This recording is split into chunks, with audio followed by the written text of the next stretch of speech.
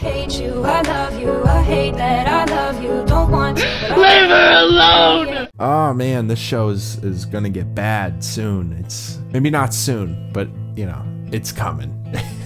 So I recently finished episode 2 of The Last of Us TV show, and I love it, but I do have a few problems, like the actor who plays Ellie looks nothing like her. But that wasn't really my biggest issue since the rest of the casting was perfect. My biggest problem with the show actually hasn't even happened yet. Allow me to explain. So The Last of Us was an amazing game that released in 2013, where it was pretty much an instant hit. Because this game is freaking undeniably awesome. A well-crafted masterpiece. Mostly because of the realistic and impactful storytelling. And the show is probably the best adaptation of a video game I've ever seen. Which isn't saying much. Now make a 1.3 centimeter vertical incision. Trust me. Good. You should feel something solid at the tip of the blade. Twist 45 degrees and use the knife edge to... And I think the reason it's the best right now is because of its loyalty to the original game, which is amazing until you realize what's coming. Honestly, I'd rather wipe my ass with sandpaper and watch Velma on repeat for the rest of my life than watch season 2 of The Last of Us. But there is 2 things that could happen here. 1, they don't do all the stupid stuff everyone hated, like have a revenge story with no actual revenge at the end. Or 2, do everything exactly the way people don't want it to be done. 10 hours of Abby? 10? Mel's pregnant. Wait, what? Yes, it's real. Yes. You're gonna play the next 10 hours.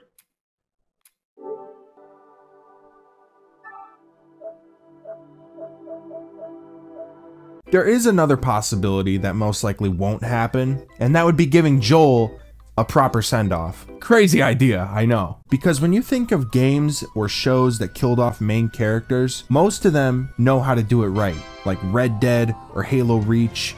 And in TV, you have Breaking Bad, Sons of Anarchy, and one that I think Neil Druckmann could take notes from, and that would be The Walking Dead. Now I know a lot of people don't like it anymore, and I know my example is a character who doesn't actually die, but his send-off from the show is probably the last good thing to come from it. Before killing Rick, a character who was a bit like Joel in some ways, they had him in a bad situation where he was mortally wounded, losing a bunch of blood so he's going in and out of consciousness, while also hallucinating his dead friends. And with each hallucination, he's finding peace with his past. And in the end, he finally lets go and sacrifices himself to save everyone. I found him.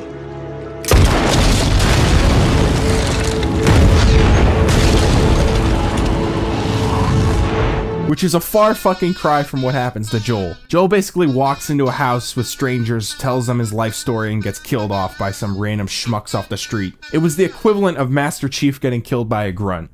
Oh my god. What? Did you just kill him? Yeah, I guess I did. I mean, that guy's single-handedly killed hundreds of our men. I mean, he was just standing there. I mean, did you punch him hard? I guess. Just a standard punch. I think the only way they could properly kill off Joel is by putting him in a situation with no way out and then sacrificing himself to save Ellie. Like, instead of having him get killed by a couple NPCs with lousy backstories, have Joel and Ellie defend Jackson City in a big battle led by Macho Man Randy Savage over here, and give Joel a proper last stand where he takes out a couple of Abby's goons before sacrificing himself to save Ellie. That way you eliminate the golf club and give Joel some purpose and dignity before he dies. Or just don't kill him. I don't know. I don't know what to tell you, man. Joel's death is definitely going to be the biggest issue going into season 2, but I think an equally important problem is Abby. For the love of God, please do the world a favor and kill this bitch. She is not a victim. Do not try and make her one. She is the main antagonist. Abby bad, Ellie good. Okay, Neil? Seriously, dude, at this point, I feel like you can't even form an independent thought in your head. Do you even know how to wipe your own ass? Like, have you heard a single thing I've said this entire time? Don't listen to them, Neil. The fans don't know what they want. Last of Us 2 was a perfect game. You're the best. Last of Us 2 was perfect. People don't know what they want. You're the best, Neil. We all love you, Neil. Neil, you're perfect, Neil. Everyone loves Last of Us. Last of Us 2. Last of Us 3. Last of Us 5. Last of Us 12. We love you, Neil. Alright, well, enough of the negative. I'm gonna get into the positives of the show and what I think it does very well. Just my points and thoughts, I guess, throughout the past 3 episodes. I guess I could just like review it one by one. So, episode 1, I thought it was good. Everyone else thought it was good, so I mean, obviously it's good, you know. I think I saw some people were upset about there being a race swap, I guess, you know, where they turned a white girl into a black girl, and people were upset about it, but I mean, it doesn't change anything, so. Which again also goes with Ellie, you know. I mean, a lot of people were upset about Ellie not looking like Ellie, and you know, I'm not saying I'm one of them. It does bother me a little bit, but I mean, she acts and almost sounds just like Ellie, so I don't care. I mean, I can kind of get into it, you know. But yeah, I loved the first episode, and then I think the second episode, they killed off Tess like a little bit too fast, you know. It seemed like it happened a little bit early. I don't know how many episodes there are. Is there like 9 or something? But it just seemed like, you know, they killed a major character after 2 episodes, and she was really only in that 1 episode, you know. Other than that, I think it was good. And the creepy like kiss that was happening with the zombie, that was a little bit weird, but I thought it was okay, you know. I mean, it was a little bit weird. I didn't understand it at the time. It grossed me out like a lot. Like I physically like moved back. Like I literally made that noise when it happened. Episode 3, I just saw that. I think the acting in that one was probably the best out of the whole show so far, which is crazy because I mean, there's been some great like acting going on, but like, you know, they really committed. If you saw the episode, you know what I'm talking about. They commit.